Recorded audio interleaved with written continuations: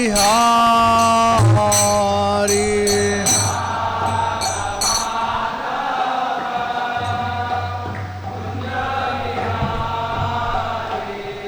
जय राधा माधव कुंज बिहारी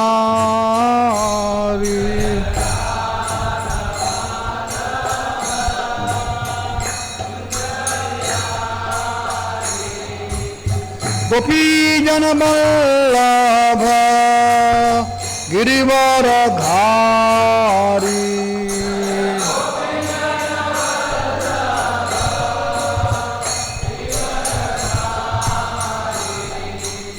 यशोदानंदन ब्रजजन रंजन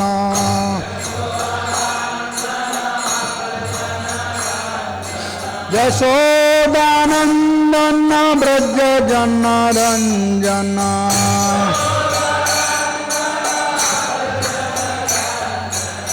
यशोदानंदन ब्रजजन रंजन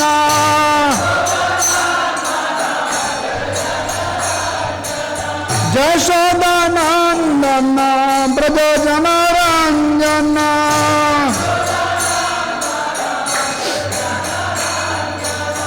यमुना तीरा वनचारी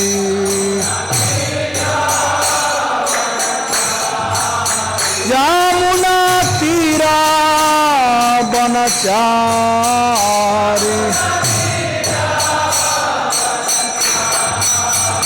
जय राधा माधव कुंज बिहारी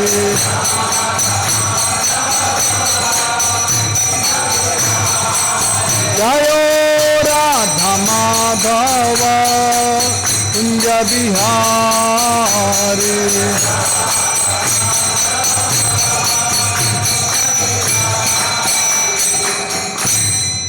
जय ओम विष्णुपाद परमहंस प्रराजकाचार्य मान गिरी श्री भक्ति वेदांत स्वामी प्रभुपाद की जय।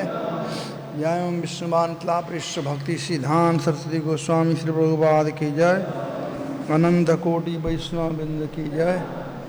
ग्रंथराज श्रीमद् भागवतम की जय। निताई गौर हरि प्रेमानंदे।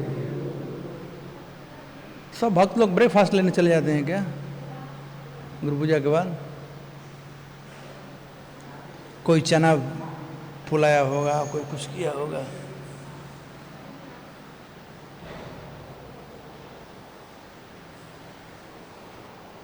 ओम नमो भगवते वासुदेवाय।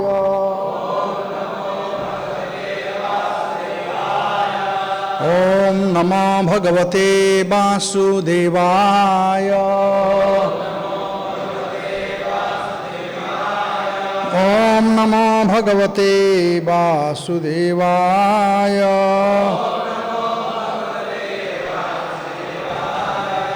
इसके आगे वाला किताब पार्ट 2। तो आज हम लोग पढ़ेंगे भागवत महापुराण दशम स्कंध। कम करो। अध्याय 14 और श्लोक संख्या 1। इसका जरूरत नहीं है।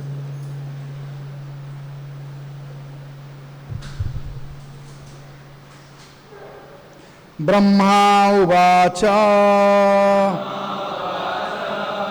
नौमि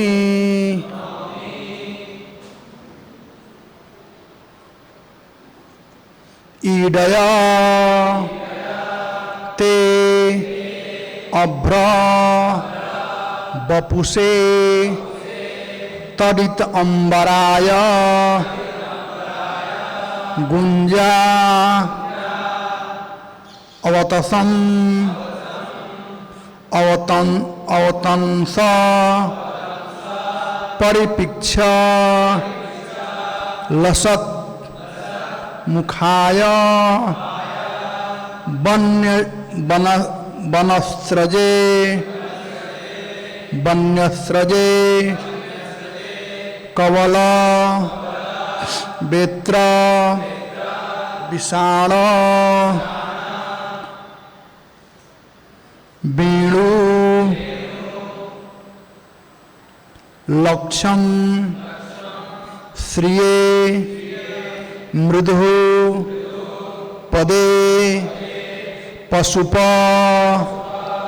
अंगजाय श्री ब्रह्मोवाच नौमीडीयते ब्रवपुषे तडिदंबराय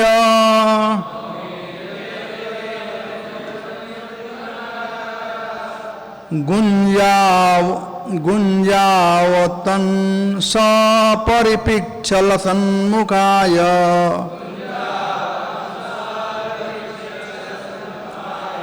वन्यस्रजे कवलवेत्र विषाण वेणु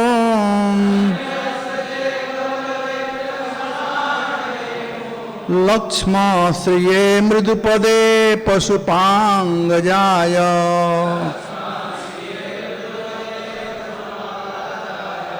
श्री ब्रह्मोवाच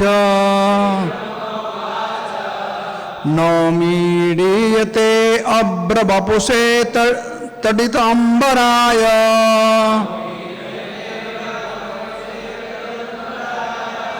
नौमीडीयते अब्रवपुषे तडिदंबराय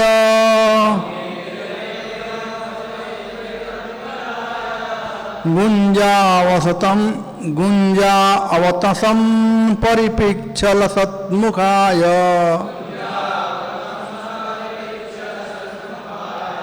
वन्यस्रजे कवलवेत्र विषाण वेणु लक्ष्म श्रिये मृदुपदे पशुपांगजाय श्री ब्रह्मोवाच नौमीडीयते अब्रवपुषे तडिदंबराय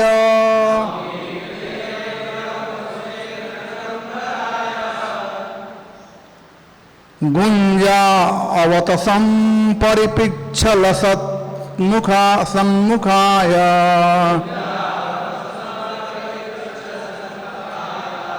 वन्यस्रजे कवलवेत्र विषाण वेणु लक्ष्म श्रिये मृदुपदे पशुपांगजाय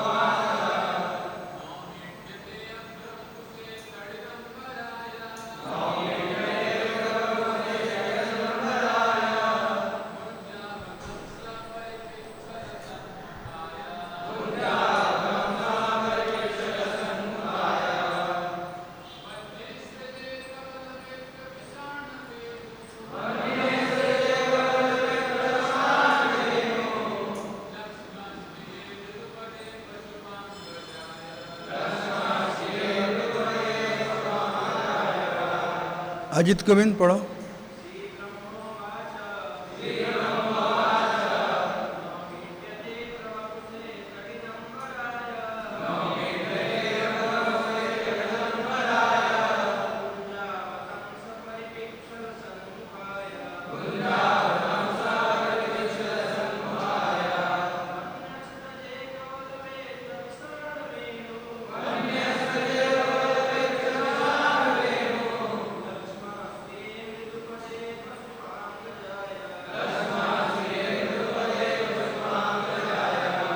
लेडीज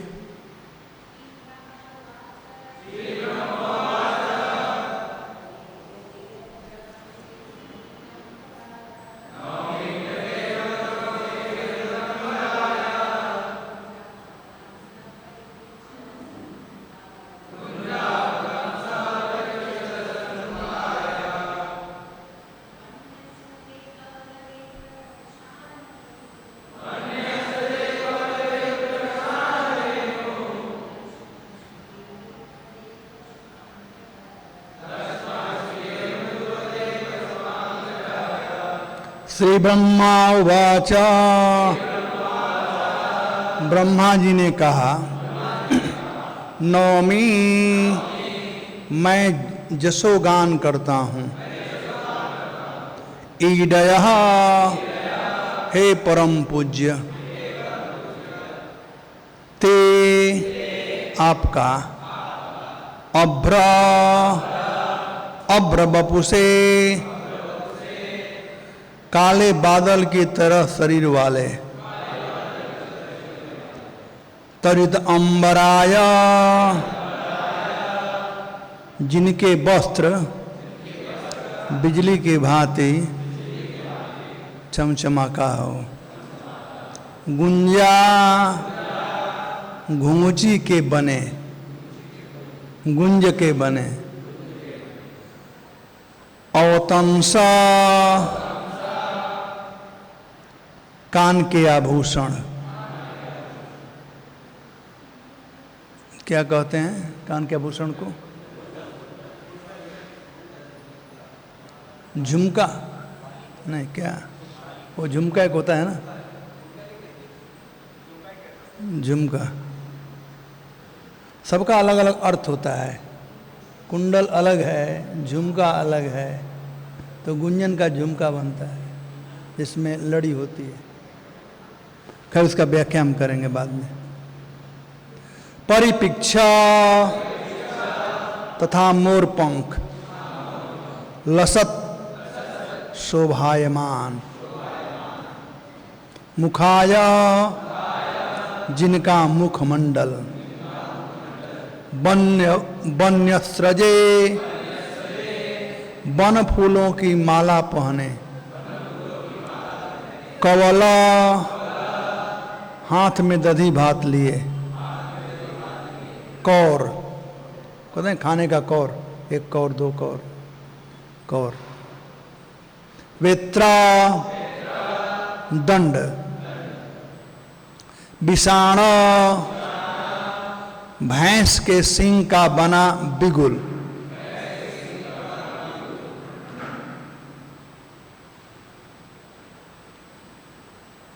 वेणु तथा बांसुरी,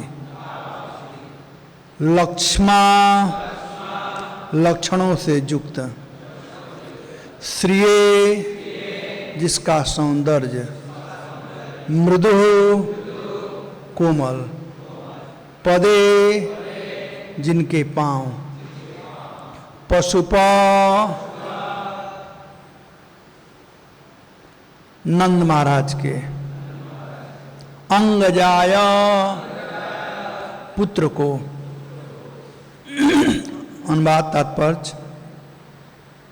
ब्रह्मा ने कहा, हे प्रभु आप ही एकमात्र पूज्य भगवान हैं, अतएव आपको प्रसन्न करने के लिए मैं आपको सादर नमस्कार करता हूँ और आपकी स्तुति करता हूँ। हे ग्वाल नरेश पुत्र, आपका दिव्य शरीर नवीन बादलों के समान गहरा नीला है। आपके वस्त्र बिजली के समान दैदीप्यमान हैं और आपके मुखमंडल का सौंदर्य गुंजा के बने आपके कुंडलों से तथा सिर पर लगे मोरपंख से बढ़ जाता है। अनेक वन फूलों तथा पत्तियों की माला पहने तथा चराने की छड़ी, लकुटी, श्रृंग और बंसी से सज्जित आप अपने हाथ में भोजन का कौर लिए हुए सुंदर रीति से खड़े हुए हैं। तात्पर्य: पिछले अध्याय में ब्रह्मांड के सृष्टा ब्रह्मा ने भगवान कृष्ण के ग्वाल मित्रों तथा उनके बछड़ों को चुराकर उनकी परीक्षा लेनी चाहिए, किंतु जब कृष्ण ने रंच भर अपनी जोग शक्ति प्रदर्शित की तो ब्रह्मा जी पूर्णतया मोहित हो गए और अब वे अत्यंत विनय एवं भक्ति भाव से उन्हें सादर नमस्कार करके उनकी स्तुति करते हैं। सिक्योरिटी थोड़ा आवाज कम करो, बहुत इको आ रहा है बार बार। इस श्लोक में कवल शब्द कृष्ण द्वारा बाएं हाथ में चावल तथा दधी के कौर का सूचक है। सनातन गोस्वामी के अनुसार कृष्ण अपने हाथ में गाय चराने वाली छड़ी लिए थे और बाएं हाथ में, बाएं कांख में श्रृंग दबाए थे। उनकी बंसी उनकी कमर पेटी के नीचे लगी थी। रंग बिरंगे जंगली खनिजों से अलंकृत सुंदर बाल कृष्ण वैकुंठ के ऐश्वर्य को लजा रहे थे। यद्यपि ब्रह्मा ने भगवान के असंख्य चतुर्भुज रूप देखे थे, किंतु अब उन्होंने द्विभुज कृष्ण के चरण कमलों में अपने आप को समर्पित कर दिया, जो नंद महाराज के पुत्र के रूप में प्रकट हुए थे। ब्रह्मा ने इसी रूप की स्तुति की। ओम अज्ञानतिमिरान्धस्य ज्ञानञ्जनशलाकया चक्षुर्जिन्मीलितं येन तस्मै श्री। जय श्री कृष्ण चैतन्य प्रभु नित्यानंद श्री अद्वैत गदाधर श्रीवासादि गौर भक्तवृंद। हरे कृष्णा कृष्णा हरे राम। तो अब तक से ब्रह्मा जी जो किए थे वो जोश में किए थे, और अब जो करने जा रहे हैं वो होश में करने जा रहे हैं। कभी कभी व्यक्ति जोश में होश खो देता है, तो ब्रह्मा जी भी अपने जोश में अपना होश खो दिए थे कि भगवान को टेस्ट करने पहुँचे थे। तो अध्याय 13 तक प्रभुपाद जी अनुवाद किए थे और अध्याय 14 से उनके अनुयायियों के द्वारा अनुवादित और आचार्यों के कमेंट्री को दिया गया है।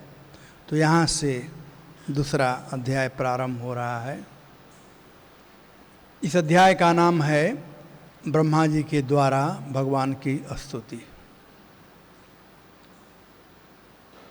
ऐसा कि जैसे हम लोग सुन चुके हैं कि भगवान के भोजन लीला में ब्रह्मा जी बहुत ही बाधा उत्पन्न किए थे, और जब उन्हें पता चला, अपने अपराध का बोध हुआ, तो वे बहुत भयभीत हो गए। फिर भी वे भगवान के अचिंत महिमा को देखे। भगवान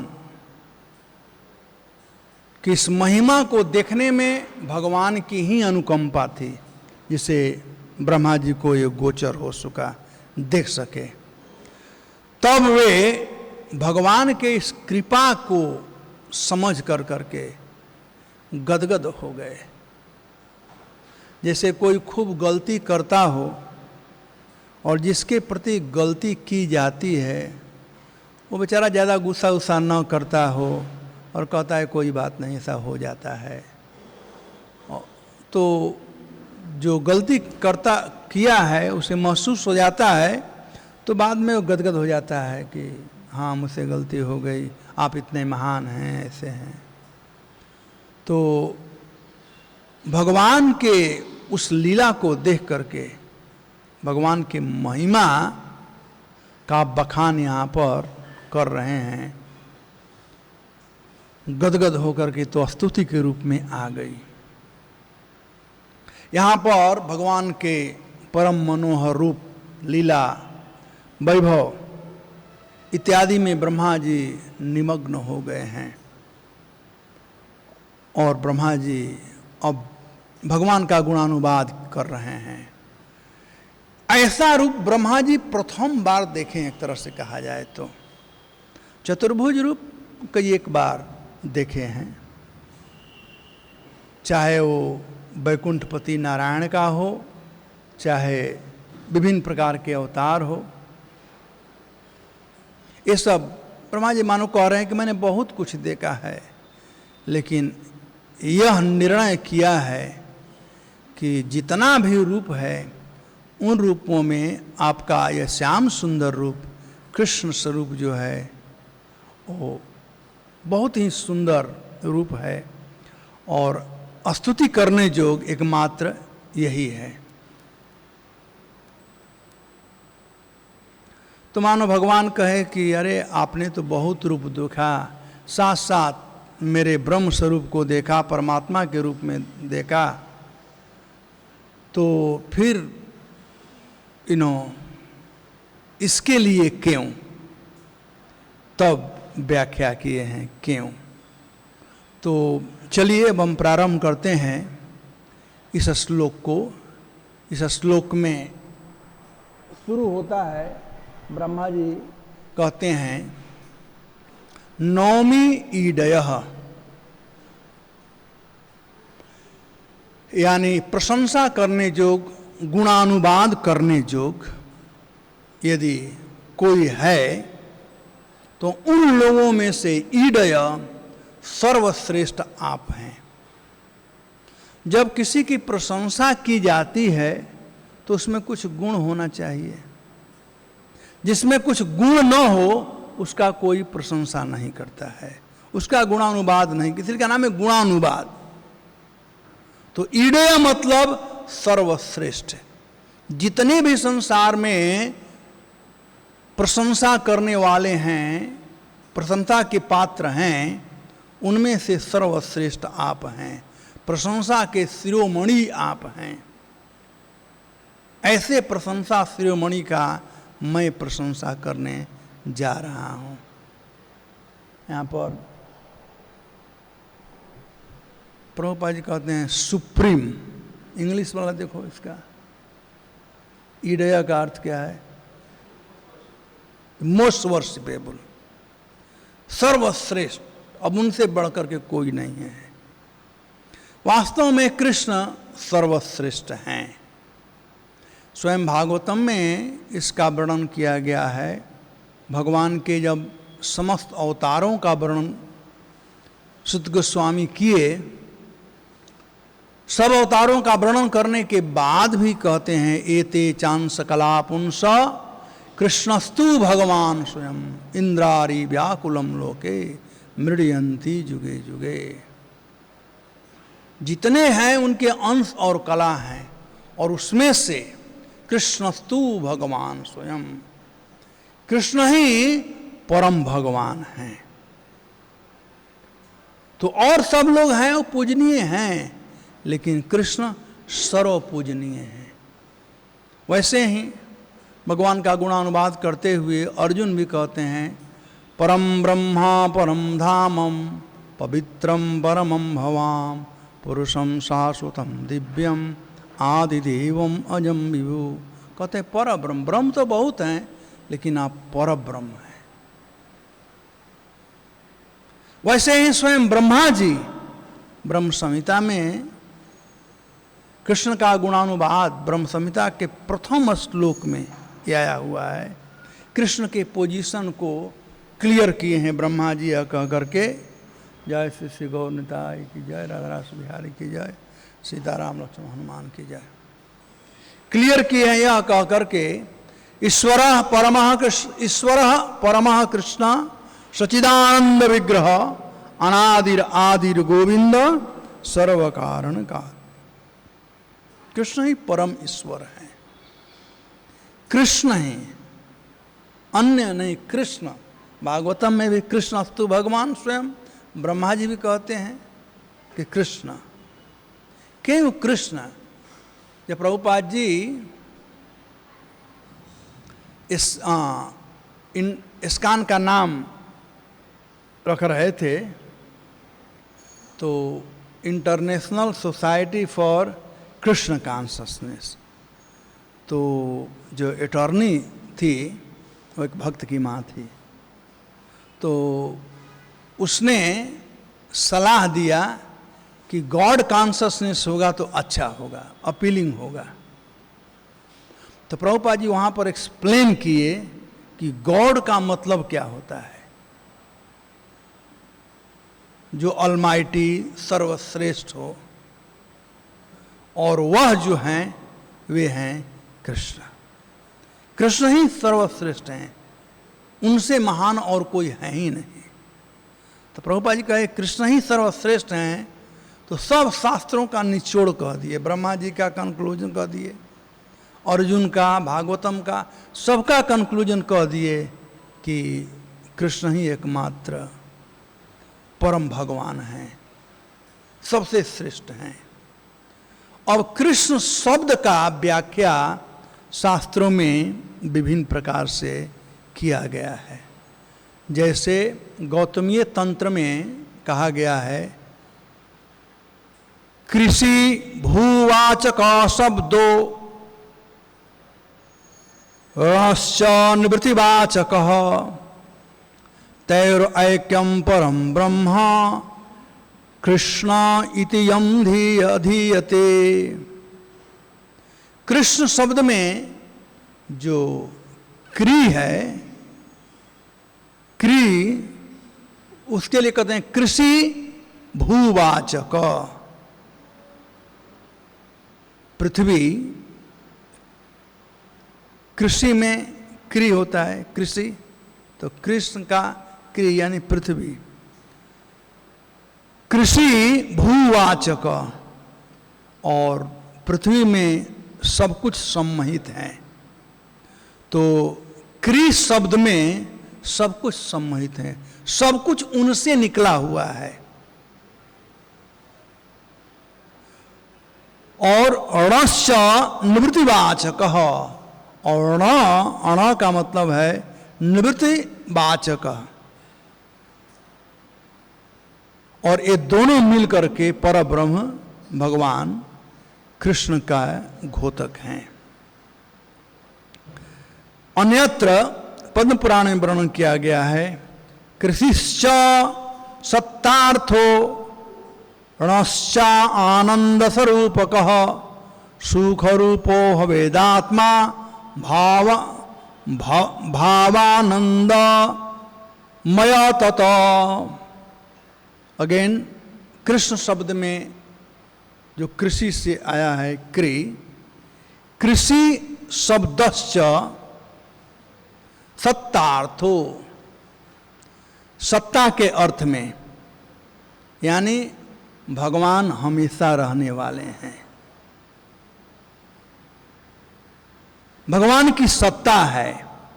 अणश्च आनंद स्वरूप का, और जो अण है वह साक्षात आनंद का घोतक है, उनका स्वरूप है। तो कृष्ण कृषि शब्दश्च, मतलब कृषि मतलब खींचना, कृषि मतलब खींचना, तो कृष्ण में क्री जो शब्द है वो खींचने के लिए है। अण मतलब आनंद, जो आनंद को देता हो या खींचता हो। सुख रूपो भवेदात्मा, और जिस आनंद को प्राप्त कर करके सब लोग भवानंदमय बन जाते हैं। इस संसार में भी जो आनंद की अनुभूति करते हैं वे हैं, वो कराने वाले जो हैं वे हैं कृष्ण। तो किसी को आनंद चाहिए तो उसे कृष्ण के पास जाना चाहिए, वही आनंद दे सकते हैं। विष्णु पुराण में भी ऐसे ही इसका वर्णन किया गया है। क्री का हमेशा कृषि से ही है। कृषि शब्दों ही सत्तार्थो रसानंद स्वरूप कह, सत्ता स्वानंदयोर्योगा ततः पर ब्रह्म च उच्यते। ठीक वही बात जो पहले गौतमी तंत्र में कहा गया था, और बृहद गौतमीय तंत्र में भी वैसे ही कुछ कहा गया है। अथवा कर्षते सर्व जगत अस्थावर जंगमम, जो संसार में सब लोगों को अपने तरफ खींचते हों। अस्थावर जंगमम, चाहे स्थावर हो चाहे जंगम हो, जो अपने से आ जाता है, हरे कृष्ण का डिवोटी बन जाता है तो अति उत्तम, खींच रहे हैं। और जो नहीं आता है तो काल रूपेण भगवान तेनायम कृष्ण उच्यते। जो आसानी से आ जाता है तो उसको खींचे लेते हैं, और जो नहीं आता है तो काल के रूप में आते हैं खींचने के लिए, और वे हैं कृष्ण। तो उनका काम है खींचना। तो बहुत लोग पूछते हैं, कल ही हमारी मीटिंग हुई तो हमारे कमेटी वाले पूछ रहे थे, प्रभु जी आपके यहाँ इतने पढ़े लिखे कैसे आ जाते हैं? तो मैं वही सोच रहा था कि कृष्ण का काम है खींचना, वो खींचते हैं, और जो पढ़े लिखे हैं तो बुद्धिमान हैं, वही तो आते हैं ना भगवान की शरण। भगवान भी गीता में कहते हैं बहुनाम जन्मनामन्ते ज्ञानवान माम प्रपद्यते। जो पढ़े लिखे हैं बुद्धिमान हैं वे उनके शरण में आते हैं। उनका काम है खींचना। कोई अपने आप आ जाता है तो ठीक है, और नहीं तो फिर काल के रूप में भगवान आते हैं। गीता में भगवान कहते हैं, कैसे है, कालो अस्मि, हाँ, मैं काल के रूप में आकर के सबका संहार करता हूँ। तो किसी न किसी रूप से भगवान के खींचने के अंदर आना ही पड़ेगा। तो अच्छा है कि आ जाएं हम लोग इस रूप में। तो भगवान तेना अयम कृष्ण उच्यते, उन भगवान को कृष्ण कहते हैं। तो वैसे परम पुरुष को ब्रह्मा जी यहाँ पर प्रणाम करते हैं।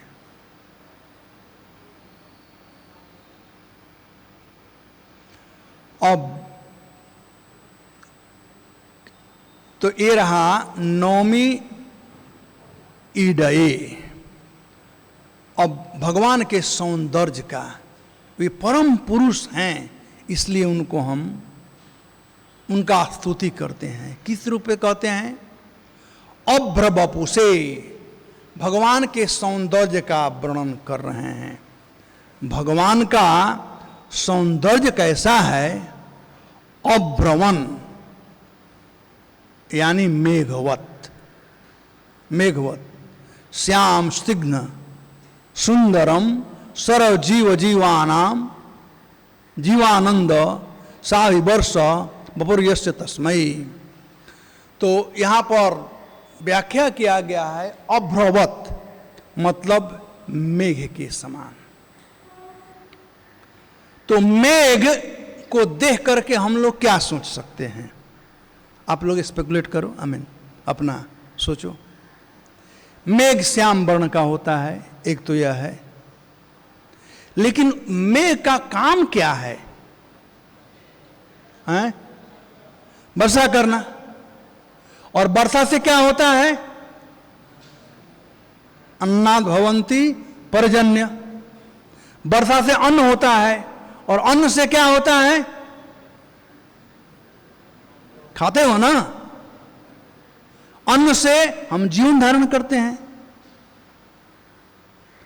तो भगवान का शरीर कैसा है कहते हैं, और उतना ही नहीं, श्याम स्निग्ध, श्याम वर्ण का है, और बड़ा ही सुंदर वो शरीर है भगवान का। और मेघ को देख करके सब लोग आनंदित हो जाते हैं। भागवतम में इसका वर्णन किया गया है शरद ऋतु के कहाँ जहाँ वर्णन किया गया है कि ग्रीष्म के समय, गर्मी के समय सब लोग तप्त रहते हैं और मेघ को देख करके सब लोग आनंदित हो जाते हैं। तो किन भगवान को ब्रह्मा जी किनका स्तुति कर रहे हैं? उन भगवान का जिनका सौंदर्य जो है वो सबको आनंद देने वाला है, सबको आनंदित करने वाला है। और उसका उपमा दिया गया है यहाँ पर अब्रवत बपू मेघवत सुंदर श्याम वर्ण का शरीर, सर्वजीव जीवानंदम सामी वर्ष बपुर यश तस्मयी। सर्वजीव समस्त प्राणियों को जो जीवनानंद, जीवन का आनंद देने वाले हैं, किस रूप में? वर्षा कर करके। वैसे बपू भगवान जो हैं वे गुणगान के योग्य हैं। तो एक तो यह हुआ। अब देखिए दूसरा है तड़िद अंबराय। तड़िद का मतलब होता है बिजली। तो एक तो मेघ है, काला बादल छाया हुआ है और बिजली चमकता है तो उसका सौंदर्य और बढ़ जाता है। तो एक आचार्य कहते हैं कि इस संसार में हम लोग अज्ञानता में फंसे हुए हैं। ये संसार अज्ञानता का संसार है। अस्तोमा सद्गमयम तमसोमा ज्योतिर्गमयम, ये तमस संसार है। तो कृष्ण कौन है? जो तमस संसार में प्रकाश लाने वाले हैं। कृष्ण सूर्य सम माया होय अंधकार, जहां कृष्ण तहां नाई माया अधिकार। तो कृष्ण कैसे हैं? सूर्य के समान है, प्रकाश लाने वाले हैं। तो तदित अंबराय, उनका जो वस्त्र है, जो पीतांबर है, उस पीतांबर के शोभा का वर्णन किए हैं बादल में जो बिजली चमकता है उससे। यानी जीवन में बादल से उपमा दिया गया है आनंद लाने वाला, और भगवान के वस्त्र से बिजली चमका करके प्रकाश लाने वाला। जो कृष्ण भावना भावित हो जाता है वह आनंदित तो रहता ही है, लेकिन वह बहुत अच्छा प्रचारक भी होता है, जो प्रकाश में रहता है और लोगों में प्रकाश का वितरण करता है। भास्ति प्रकाशते रत, जो प्रकाश फैलाने में लगा रहता है, जो कृष्ण भावना का प्रचार करता रहता है। तो जिसके जीवन में एक कृष्ण वे हैं, उन प्रभु का हम गुणानुवाद कर रहे हैं जो समस्त जीवों के जीवन में आनंद ला दे। और जिसको आनंद आता है तो चुपचाप ऐसे नहीं बैठता है, वो जंप करता है ना। लॉटरी लग जाए देखो चारों तरफ फैल फैल करके, या अपने क्लास में first class first gold medal प्राप्त हो जाए तो सब पेपर में सब जगह देंगे, ठीक है ना। तो वही है बात समझना चाहिए। तड़िद अंबराय, प्रकाशित करता है। तो वास्तव में जो कृष्ण कांसस है, जो भक्त है, वो बिना प्रचार के रुक नहीं सकता है। उसे इतना आनंद है कि वो जरूर बांटेगा, रुकेगा ही नहीं। रामानुजाचार्य के विषय में एक कथा था ना, क्योंकि गुरु ने कहा कि इस मंत्र को किसी को मत देना। किसका? रामानुजाचार्य ना। इस मंत्र को मत देना क्योंकि बहुत पावरफुल मंत्र है। तो उन्होंने क्या किया? छत पर चढ़ करके सब सुनाने लगे, ओम भूर्भुवः स्वः भर्ग, सब कहना शुरू कर दिए। तो वास्तव में जिसको आनंद होता है, आनंद छिपाए नहीं छिपता है। अभी बरसात का समय है, आप लोग बिजली देखते होंगे, पता नहीं आजकल बिहार में बहुत गिर रहा है बिजली, डेली पेपर में आता है गिर गया बिजली, बहुत लोग मर गए। तो बिजली बहुत चमकता है, कोई छिपा सकता है बिजली को? कोई छिपा सकता है? वैसे ही किसी के जीवन में कृष्ण आ जाएंगे तो छिपाए नहीं छिपेंगे, कोई छिपा ही नहीं सकता है, प्रकाशित हो जाएंगे। तो यह भी भगवान का एक गुण है कि जिसके जीवन में चले जाते हैं उसका जीवन आनंदमय तो हो जाता है, प्रकाशित हो जाता है। हरिदास ठाकुर बेचारे अकेले बैठ कर के गुफा में जप कर रहे थे, लेकिन छिप पाया? नहीं छिप पाया। हम लोग डेली बोलते हैं नामाचार हरिदास ठाकुर की जय, हमें पूरा विश्वास है कि वो नहीं चाहते थे कि उनका जयकारी कोई लगाए, लेकिन छिपाए नहीं छिपता है। तो ऐसे प्रभु को प्रणाम किया गया है। उसके बाद ठीक है, मानो ब्रह्मा जी कह रहे हैं कि नवीन घ्याम श्याम मेघ की भांति स्निग्ध कांतिमय से विग्रह भगवान का है, विद्युत की तरह चमकता है, फहराता पीतांबर दिखाई पड़ रहा है। आज मैं उसे देख रहा हूं। तो यदि देखा जाए तो मानो कह सकते हैं कि भगवान कहते हैं कि इससे बड़ा बात क्या है, इसमें बहुत स्तुति करने की क्या जरूरत है, नवमी इसके लिए जसोगान करने की क्या जरूरत है? अरे आपने तो ऐसा शरीर कई एक बार देखा है, नारायण का भी शरीर तो ऐसा ही है ना, श्याम वर्ण का है, राम जी का है, नीलाम्बुज श्यामल कोमलांगम सीता समारोपित बाम भाणम, नीलाम्बुज। और यहाँ पर आया हुआ है अभ्र बपु से। तो राम जी का भी शरीर बादल के समान है, नारायण का भी शरीर बादल के समान है।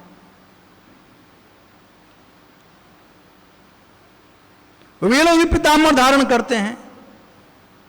तो कहते हैं नहीं प्रभु, वो लोग सब करते हैं, लेकिन जो आप आगे वाला जो करने वाले हैं, जो बताने वाले ब्रह्मा जी, वो ये लोग नहीं कर पाते हैं। गाय चराने लोग कभी नहीं जाते हैं। कभी देखा आप लोग नारायण गाय चराने गए? राम जी गाय चराने गए, कभी देखा?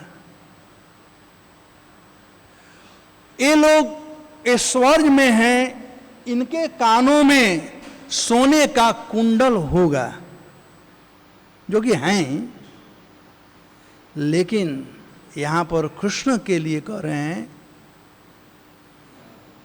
कि गुंजावतम असपरी गुंजावतम स, वो अपने कानों में गुंज, जंगल में जो गया होगा देखा होगा, लाल और काला, उसके ऊपर काला होता है, लाल होता है, गुंजों की माला भिलनियाँ बनाती हैं, या जो गांव में लोग हैं पहाड़ तरफ वो जानते हैं, बड़ा मजबूत होता है। एक आचार्य कहते हैं कि वो गुंज का जो आकार है वो गोला है, वो गोला है।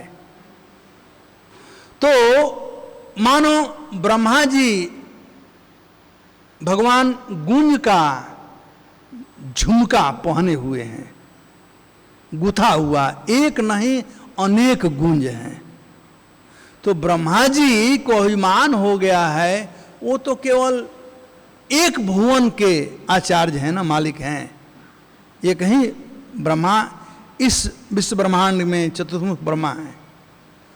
तो भगवान अपने कान में ऐसे ऐसे कई एक ब्रह्मांड को धारण किए हैं, केवल वो माला के रूप में। तो ब्रह्मा जी उन भगवान को प्रणाम कर रहे हैं जो गुंजों का झुमका पहने हुए हैं और गुंज से बना हुआ मुकुट पहने हैं, जिन पर परिपिक्ष, जिनमें मयूर पंख लगा हुआ है।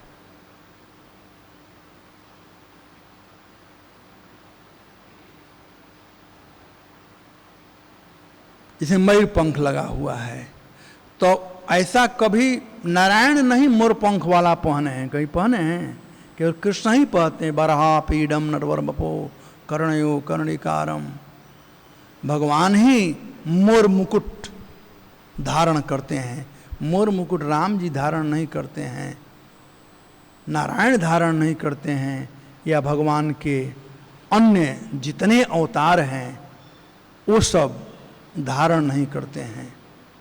और उसके बाद लसन मुखाय मनस्तर्जय, साथ साथ बहुत सुंदर भगवान माला पहने हैं, बनमाला है।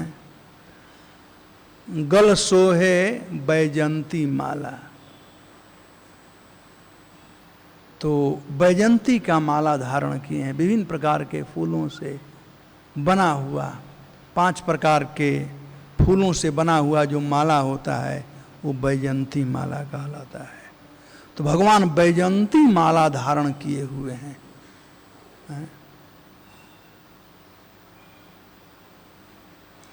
वैसे श्री भगवान वन्य वस्त्र जे, तो ब्रह्मा जी भगवान के विभिन्न एक चीजों का वर्णन कर रहे हैं। अब ये तो भगवान के सौंदर्य का वर्णन हो गया। श्याम वर्ण के हैं, पीताम्बर धारण किए हैं, कान में जो कुंडल है या जो झुमका है वो गुंजन का बना हुआ है। उसके बाद गले में बनमाल पहने हुए हैं। ये बनमाल का बहुत वर्णन किया गया है। गीत गोविंद में भी धीर समीरे जमुना तीरे बसती बसे बनमाली, कृष्ण का नाम है बनमाली, जो बन के फूलों से बने हुए जो माला धारण करने वाले हैं, वे जमुना के किनारे बैठे हुए हैं। नीर समीरे जमुना तीरे बसती बसे बनमाली। तो यहाँ पर बनमाल का वर्णन किया गया है। छोटे छोटे चीज हैं, आजकल के लोग इसको समझ नहीं पाएंगे, लेकिन जो नेचुरल ब्यूटी जिसे कहते हैं इन वस्तुओं से प्राप्त होती है। ये सोना चांदी हीरे जवाहरात के गहना से कोई लाद दे, वो डेड मैटर है एक तरह से, वो आर्टिफिशियल है, नेचुरल नहीं है। ये नेचुरल है। ब्यूटी होता है नेचुरल से, नेचर में ब्यूटी है, और उसी का लोग कॉपी करते हैं। जैसे एक एप्पल है और एक प्लास्टिक वाला एप्पल, देखने में वो एप्पल लगेगा लेकिन वो स्वाद है, वो प्लास्टिक वाला एप्पल है।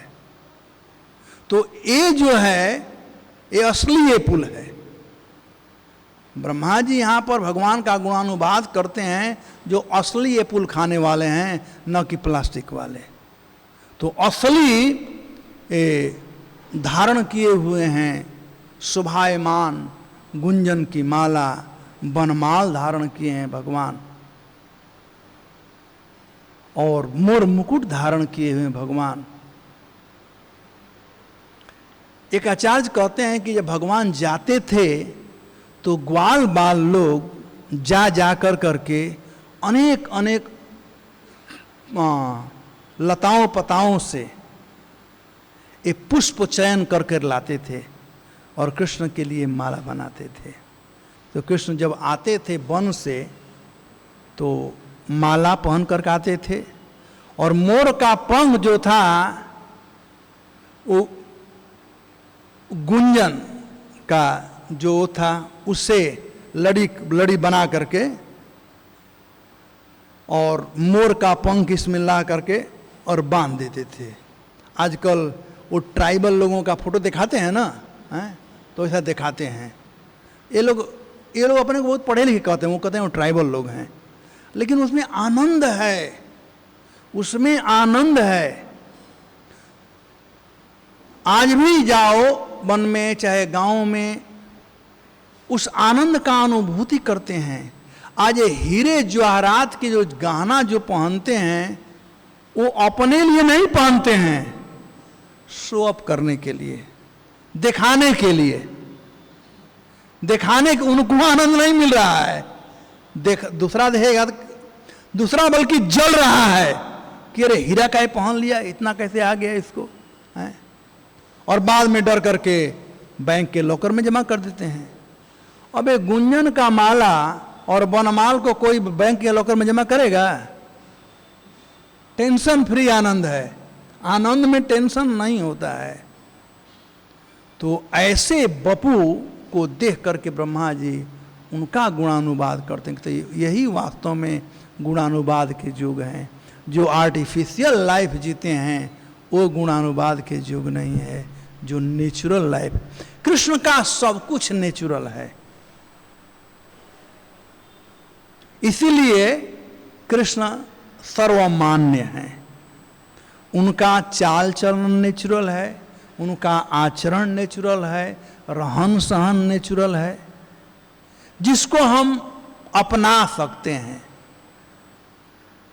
राम जी वाला उतना, नारायण का तो बिल्कुल नहीं। तो ऐसे भगवान को वे प्रणाम कर रहे हैं। अब कहते हैं वन्यस्रजे कवल बेत्र विषाण वेणु। तो अब तक तो सिर का कर दिए, पीताम्बरी का पूरा शरीर का, सिर का कर दिए, माला तक आ गया।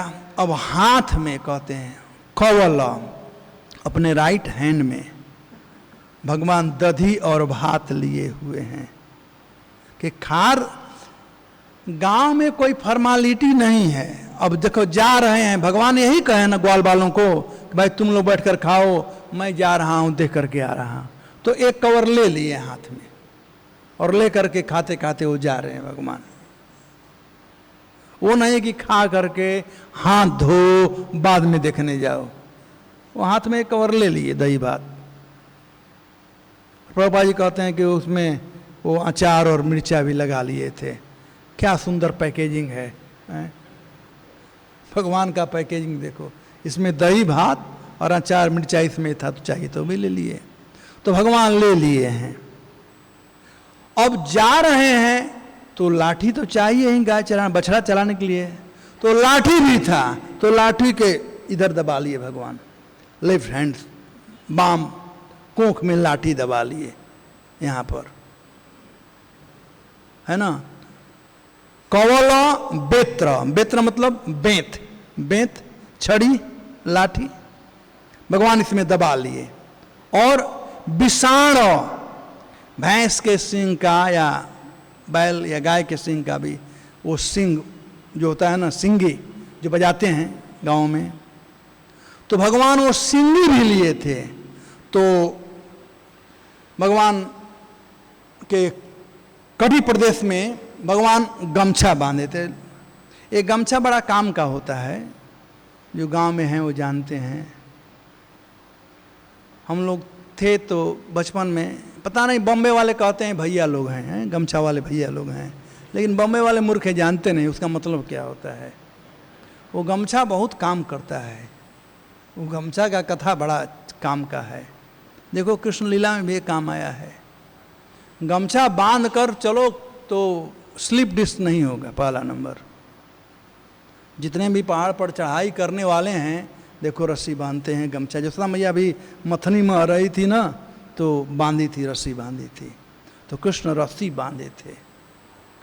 यदि भूख लग जाए या खाने पीने कुछ ना हो तो गमछा को पानी में डाल करके पेट पर रख लो, भूख खत्म हो गया।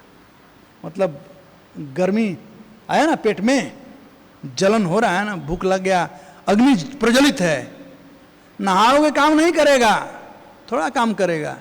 एकादशी का दिन हो, निर्जला एकादशी हो तो पानी में रहो दिन भर, कुछ काम करेगा। लेकिन गमछा, एकादशी भूखने का शॉर्टकट तरीका देख लो, है गमछा को पानी में डाल करके और इस पर रख लो, भूख अपने आप। सही कह रहा हूँ, देख लेना, एकादशी आ रहा है ना, टेस्ट कर लेना आप लोग।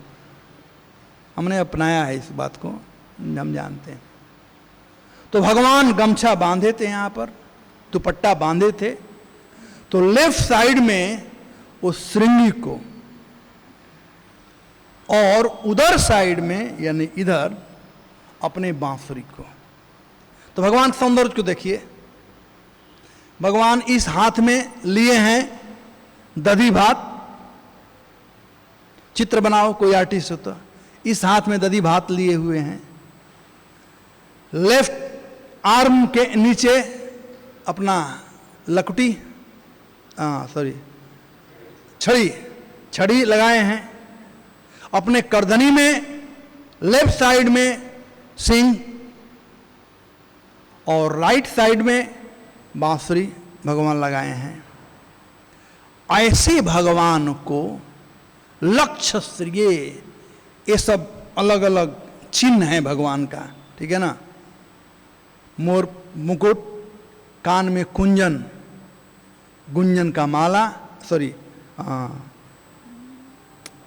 क्या झुमका, और यहाँ पर वैजयंती माला भगवान धारण किए हैं, बनमाला धारण किए हैं, हाथ में दधी भात लिए हैं, लेफ्ट साइड में बेत या लाठी लगाए हैं, और नीचे लेफ्ट साइड में सिंगी लगाए हैं, और राइट साइड में बांसुरी लगाए हैं, पीताम्बर धारण किए हुए हैं।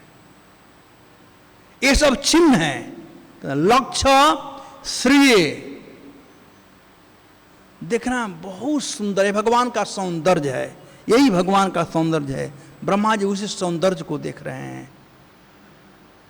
मृदुपदे, भगवान का चरण जो है बिल्कुल कोमल चरण कमल है। तो ब्रह्मा जी भगवान के उन चरण कमलों का स्पर्श याद कर रहे हैं। उस देखिए ऊपर देखा जाए तो कहते हैं ईडयः, वे प्रशंसा के योग्य हैं, लेकिन वे कौन है प्रशंसा के योग्य? वे कौन है प्रशंसा के योग्य? तो वे कहते हैं पशुपांग जाय, पशुपांग जाय, नंद सुन, नंद सुन यानी नंद बाबा के पुत्र नंद सुन। ये राधा कृपा कटाक्ष में आया हुआ है। मुनीन्द्र वृंद वंदिते त्रिलोक शोकहार, उसमें नंद सुना, नंद सुना शब्द आया हुआ है, आप लोग देख लेना।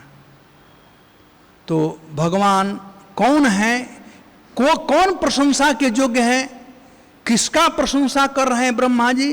तो कहते हैं पशुपांग जाय, जो पशु अंग जाय, पशुप मतलब नंद बाबा, और पशुप का अलग अलग अर्थ बताया गया है। नंद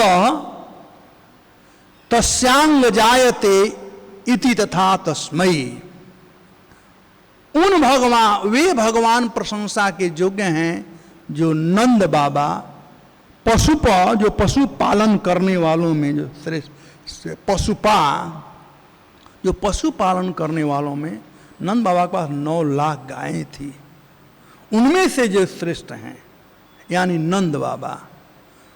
और अंग यानी पुत्र, अंग, अंग जाय, अंग जाय मतलब पुत्र, जो नंद बाबा से उत्पन्न हुए हैं वे यानी कृष्ण। तो कृष्ण प्रशंसा के योग्य हैं, जिनके चरण कमल बड़े ही कोमल हैं। तो मानो ब्रह्मा जी एक तरह से प्रणाम कर रहे हैं। वास्तव में अन्वय में विष्णु और हम बात कर रहे थे, तो नैमी का अर्थ नमः भी किया गया है। तो ब्रह्मा जी प्रणाम कर रहे हैं। ईडय अब्रबपुसे तरिद अम्बराय गुंजावतम स परिपिक्ष लसन्मुखाय वन्य जस्रजे कवलवेत्र विषाण वेणु लक्षश्रिये मृदुपदे पशुपांगते नमः। तो उन भगवान के उन चरणों को प्रणाम कर रहे हैं, नंद बाबा के लाला यानी कृष्ण के चरणों को। जो चरण कमल, जो चरण कैसा है? कहते हैं मृदुपदे, बहुत ही सॉफ्ट है। भागवतम में आप लोग सुने होंगे कि जब कृष्ण जाते थे गोचारण करने के लिए तो किस प्रकार से ब्रज की गोपियां यह केवल कल्पना कर करके कि कृष्ण का चरण कमल इतना सॉफ्ट है कि जब वे अपने चरण कमल को हमारे वक्षस्थल पर रखते हैं तो हमारा वक्षस्थल हार्ड होगा, उनको चोट लगता है। वे कृष्ण कैसे चलते होंगे जहां पर कंकड़ पत्थर इत्यादि है। और यह सब कल्पना करके गोपियां सिहर जाती थी, दुखी हो जाती थी। तो यहां पर ब्रह्मा जी कहते हैं मृदु पदे, कोमल चरणों का। अब यहां पर पशुपांग जाय का व्याख्या आचार्य कर्ण कहते हैं पशुपो नंद तस्यांग मित्र वसुदेव तत जाय। दूसरा अर्थ कहते हैं पशुपो या पशुपालन करने वाले में जो श्रेष्ठ हैं यानी नंद बाबा, तस्यांग उनके अंग या उनके सखा मित्र वसुदेव, नंद बाबा के सखा वसुदेव थे, तत जाय उनके पुत्र। तो इस भाव में भी ठीक है क्योंकि कृष्ण वसुदेव जी के ही पुत्र थे और नंद बाबा के ही पुत्र थे, दोनों के पुत्र थे। तो दोनों रूप से यदवा पशुपा गोपानाम मध्य गजायम मुख्या माने मतं गजे मुख्य वस्तु भेदे गजो चले इति धरणी। धरणी डिक्शनरी के अनुसार पशुपा का अर्थ बताया गया है कि पशुपा जिस प्रकार से पशुपा गोपानाम मध्य गजाय मुख्या, जितने भी ग्वाल बाल हैं उनके जो गजराज हैं, जो मुख्य हैं वे। और गजाय का अर्थ बताया गया है किसी वस्तु में जो सर्वश्रेष्ठ होता है उसे गज कहते हैं, श्रेष्ठ कहते हैं धरणी के अनुसार। यदवा पशुपो, अब एक तीसरा अर्थ बता रहे हैं। तो अब अपने लिए अपना संबंध ब्रह्मा जी भगवान से जोड़ रहे हैं। कहते हैं पशुपो, भगवान शिव का एक नाम है, क्या है? पशुपतिनाथ है, पशुपतिनाथ है ना। तो उस पशुपो रुद्र, पशु मतलब रुद्र, पशुपतिनाथ पशुपतियों में जो श्रेष्ठ हैं। तो पशुपो यानी रुद्र, सिंह शरीर स पशुपाम गो ब्रह्मम तम जनयति तथा। तो कहते हैं कि वे पशुपति यानी शिव जी रुद्र मेरे शरीर से जन्म लिए। वे शिव जी मेरे शरीर से, यस्य स पशुयांगो ब्रह्मा तम जनयति, और ब्रह्मा कहते हैं मैं भी उनसे जन्म लिया हूं। शिव जी हमसे जन्म लिए हैं और मैं उनसे जन्म लिया हूं। मम जनकाय इति अर्थ, मेरे भी ये पिता हैं कृष्ण, इसलिए पुत्र का काम है पिता को प्रणाम करना, इसलिए मैं अपने पिता का गुणानुवाद करता हूं। तो यहाँ पर पशुपा अंग जाय का 3 व्याख्या मोटा मोटी किया गया कि एक तो नंद बाबा के पुत्र के रूप में पशुपा, दूसरा वसुदेव के पुत्र के रूप में, और तीसरा ब्रह्मा जी कहते हैं मैं भी उनका ही बेटा हूं। पशुपा यानी रुद्र, पशुपा अंग जिनके रुद्र जिनके अंग हो, यानी रुद्र मेरा पुत्र है, और जाय मैं जन्मा हूं। कहां से? इन भगवान से, यानी कृष्ण से। तो इस श्लोक में ब्रह्मा जी मोटा मोटी भगवान के सौंदर्य का वर्णन कर करके एक बात कह रहे हैं कि यदि गुणानुवाद करना है किसी का तो गुणानुवाद करने के योग्य नंद बाबा के लाला हैं, यानी कृष्ण हैं। कृष्ण ही एकमात्र गुणानुवाद के योग्य है, और कोई गुणानुवाद के योग्य नहीं है। हैं लेकिन सर्वोपरि जो हैं वे हैं कृष्ण। ईडया शब्द कर करके सुपरलेटिव डिग्री, ईडय मतलब सर्वश्रेष्ठ, उनसे बड़ा कोई नहीं है। तो हम लोग अच्छे रास्ते पर हैं। प्रभुपाद जी हम लोगों को दे दिए हैं कि गुणगान करना ही है तो कृष्ण का गुणगान करें, जैसे ब्रह्मा जी कर रहे हैं। तो यहाँ पर डिक्लेयर किए ब्रह्मा जी के गुणगान करने जो एक ही पट्टा है और वह है कृष्ण। भले जंगल में गाय चराने जाता हो, जो भी है, आई मीन इसका बहुत वर्णन किया गया है एक गाय चराने वाले का। आई मीन सूरदास के दोहा देखे, चाहे मीराबाई के, बहुत से ऐसे गुणानुवाद किया गया है। भागवतम में ही स्वयं जब भगवान गोचारण करके आ रहे हैं, बरहा आई मीन सुखदेव गोस्वामी भक्त बन गए यही सुन करके। बरहा पीडम नटवर बपो कर्णयो कर्णिकारम रंध्रान वेणु सुधयो। जब भगवान आ रहे थे, प्रवेश कर रहे थे ब्रज में, और वन से मोर पंख ले लिए थे, सजा लिए थे, और कितने सुंदर लग रहे थे। भगवान के सौंदर्य का ऐसा वर्णन किया गया कि सुखदेव गोस्वामी भक्त बन गए। तो भगवान के सौंदर्य का यहाँ पर वर्णन किए, और इस प्रकार से कहते हैं समस्त त्रिभुवन में आप ही वंदनीय हैं। अतः मैं हे ब्रजनंदन, अतः हे ब्रजनंदन आप स्तुति या वंदना के योग्य हैं, केवल मेरे द्वारा ही नहीं अपितु आप सर्ववंदनीय हैं। एक कंक्लूजन, ये सिद्धांत है कि कृष्ण सर्ववंदनीय हैं। और ईडय जिनका पूजा किया जा सके, जिनका गुणगान किया जा सके, तो अन्य गुणों का भी वर्णन आगे किया गया है।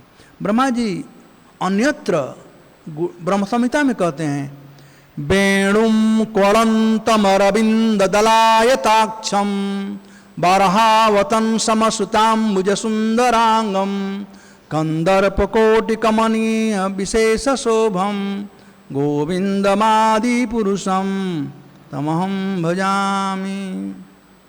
आगे वाला क्या है? आलोल चंद्र कलसद्वन माल्य बंशी रत्नांगदम प्रणय केली कला विलासम श्यामं त्रिभंग ललितम नियत प्रकाशम गोविंदमादि पुरुषम तमहम भजामि। ये सब इस श्लोक पर जाएगा, ये दोनों श्लोक इस श्लोक पर जाएगा। भगवान सौंदर्य का ब्रह्मा जी वहाँ वर्णन किए हैं। वैसे ही जब नारद जी से दूसरे स्कंध में, उस समय लगता है ज़्यादा हो गया, नारद जी से जब वर्णन कर रहे थे तो भगवान के सौंदर्य का वर्णन किए। तो ब्रह्मा जी कई जगह पर भगवान के सौंदर्य का वर्णन किए हैं, तो उसी में से एक सौंदर्य का वर्णन आज के श्लोक में किए हैं। और कहते हैं उन नंद सुनो के चरण कमलों में जो बहुत कोमल है, मैं प्रणाम करता हूँ। धन्यवाद। हरे कृष्ण। कोई प्रश्न? समझ में आ गया श्लोक ना? क्या समझा? आज मैं प्रश्न कर रहा हूं, इस श्लोक में क्या बताया गया है?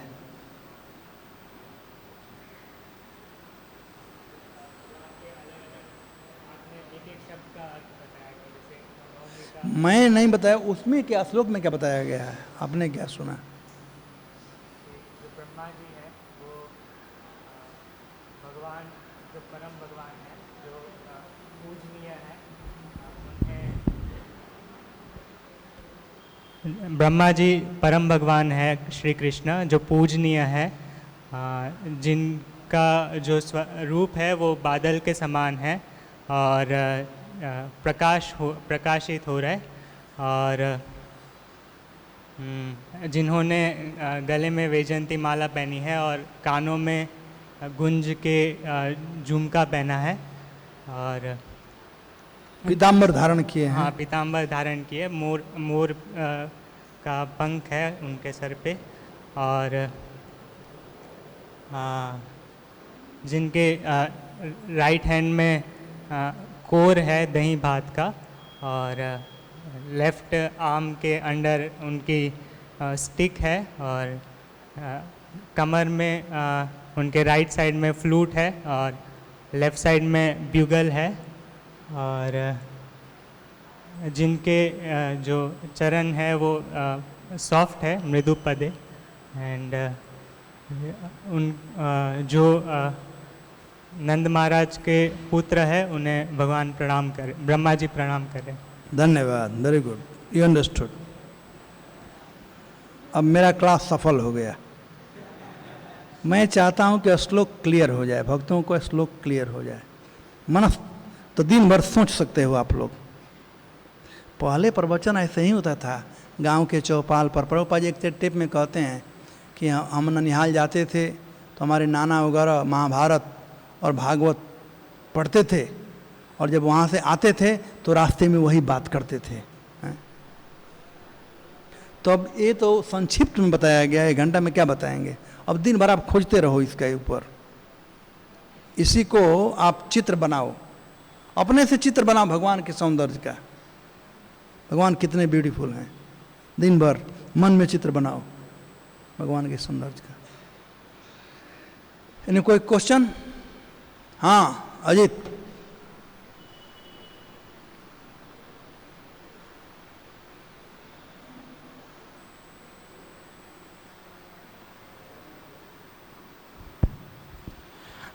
आपने बताया कि कृष्ण है सूर्य सम माया अंधकार, लेकिन जैसे कि हम कहते हैं कि भगवान के नाम में और भगवान में कोई अंतर नहीं है, लेकिन ऐसा होता है कि हम हरे कृष्णा भी करते रहते हैं, माया का भी चलता रहता है, तो फिर ये कैसे होता है? क्योंकि हम शुद्ध नहीं है ना। इसका मतलब नहीं है कि नाम में शुद्धि नहीं है, नाम शुद्ध है, नाम लेने वाला शुद्ध नहीं है। लेकिन लेते रहो, लेते रहो, और नाम के प्रभाव से एक दिन शुद्ध हो जाओगे। बस इतना ही करना कि अपराध मत करना, स्वप्न में भी नहीं। ब्रह्मचारी आश्रम तो दूर रहा, स्वप्न में भी नहीं। बैठ करके प्रजल्प और अपराध नहीं करना। नाम का प्रभाव तब नहीं पड़ता है जब हम नामा अपराध करते हैं, वैष्णव अपराध करते हैं, किसी प्रकार का अपराध। लेकिन अपराध न करते हुए नाम करें, जैसे अजामिल, कैसे भी नामाभास से भी नाम का प्रभाव पड़ जाता है। वो हराम हराम कह करके पार हो गया है? अपराध नहीं किया था, अजामिल अपराध नहीं किया था। तो मोस्ट इंपॉर्टेंट चीज़ है कि अपराध न करें। हम लोग नाम लेते हैं लेकिन अपराध करते रहते हैं, तो क्या करेगा नाम का असर? तब नाम प्रभु चले जाते हैं, अपराध से चले जाते हैं। और दूसरा प्रभु जी आप बताए थे वो वैजयंती माला के बारे में, तो ऐसा मैंने देखा है कि कहीं कहीं एक दाने के जैसा लोग बोलते हैं कि वैजयंती माला होता है, एक बोलते हैं वैजयंती का फूल होता है, जो गांव में देखे होंगे हल्दी के पत्ता के जैसा उसका पत्ता होता है, वो पीला लाल अलग अलग कलर में आता है। और जैसे कि आपने बताया कि वो 5 प्रकार के फूल का, तो जरा उसके बारे में बताएंगे। आचार्यगण कहते हैं कि 5 कलर के फूलों का बना हुआ जो माला होता है वैजयंती माला कहलाता है। हो सकता है कि वही फूल ज़्यादा होगा उसमें 5 कलर में, उसी के नाम से हो गया होगा, वो फेमस फूल होगा, भगवान को पसंद होगा, इसलिए उसका नाम हो गया वैजयंती माला। कभी कभी होता है ना, कोई डिस्ट्रिक्ट होता है किसी गांव के नाम पर हो जाता है, तो गांव भी रहता है तो वैसे। लेकिन आचार्य वर्णन किए हैं कि वैजयंती माला में 5 प्रकार के फूल होते हैं, वो वैजयंती माला कहलाता है। और कोई प्रश्न?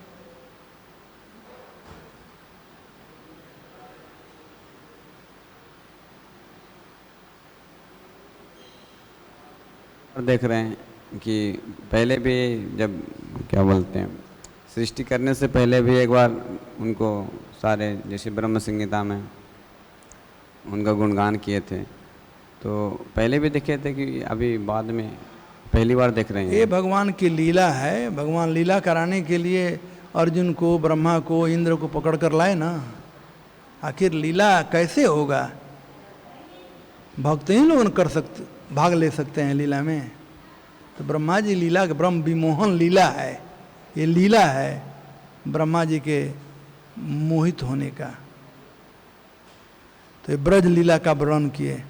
वो जो ब्रह्म संहिता वगैरह जो लीला है भागवतम में अन्यत्र, वो वैकुंठ भगवान का दर्शन किए, उसके बाद देखिए ये साक्षात वृंदावन में आए हुए हैं। प्रथम बार ब्रह्मा जी वृंदावन में आए हुए हैं और फिर गए ही नहीं, अभी भी हैं वहाँ। नंदगांव में पहाड़ी है ना एक ब्रह्मा जी का, वहीं प्रणाम कर रहे हैं अभी भी। तो ब्रज में सब लोग निवास करना चाहते हैं, ब्रह्मा जी की इच्छा हुई आ गए। भगवान का लीला है। बंद क्यों करते हरे हैं? कृष्ण। जैसे कोई गलती करते हैं, जैसे तो गलती जैसे कोई कर रहा है तो हम सीनियर को बोलते हैं कि सही है या गलत है। तो जब भगवान लीला कर रहे थे तो ब्रह्मा जी देख रहे थे कि भगवान है कि कौन है। तो उस तरह से वहाँ तो कोई सीनियर नहीं थे ब्रह्मा जी से, तो उनका एक विकल्प था, मतलब उसको परीक्षा लेना। तो दूसरा कोई विकल्प ऐसा क्या था, मतलब कोई दूसरा भी विकल्प था चोरी के अलावा कि चेक करने के लिए? कोई तो पूछ नहीं सकते थे ना कि क्या हो रहा है नहीं हो रहा। मोस्ट सीनियर ब्रह्मा जी थे। तो ब्रह्मा जी विष्णु से पूछ सकते थे ना क्या हो रहा है। ब्रह्मा विष्णु माए साथ में रहते हैं ना, तो पूछ लीजिए। शिव जैसे ही पूछ लिए होते। भगवान चाहते थे लीला करना, तो ब्रह्मा जी को घसीट कर लाएंगे कि दूसरे को लाएंगे, फिर पूछ लेंगे तो फिर लीला कहाँ होता। फिर हम लोग कैसे उसका आस्वादन करते हैं यहाँ पर। भगवान लीला करने के लिए, सब काम भगवान के लीला है। और वो हम लोगों पर कृपा, अनुग्रहाय भूतानाम, हम पर अनुग्रह करने के लिए भगवान लीला किए हैं, चाहे रासनान सो चाहे कोई हो। अब इसका उत्तर नहीं है, यदि सीता को रावण नहीं चोरी किया होता तो क्या होता? अरे क्या होता, उसका उत्तर क्या है? ऐसा प्रश्न नहीं होना चाहिए उटंग पटांग। वहाँ कोई पूछने वाला ना, बहुत लोग पूछने वाले थे, पूछ सकते थे चाहते तो। विष्णु वहीं पर हैं, ब्रह्मा विष्णु महेश, विष्णु उनसे श्रेष्ठ हैं। अपने बाप के पास चले जाते वहीं पर, गर्भोदक साहिब विष्णु को पूछ लेते। ऑल राइट, ग्रंथराज श्रीमद् भागवतम की जाए, शील प्रभुपाद की जाए।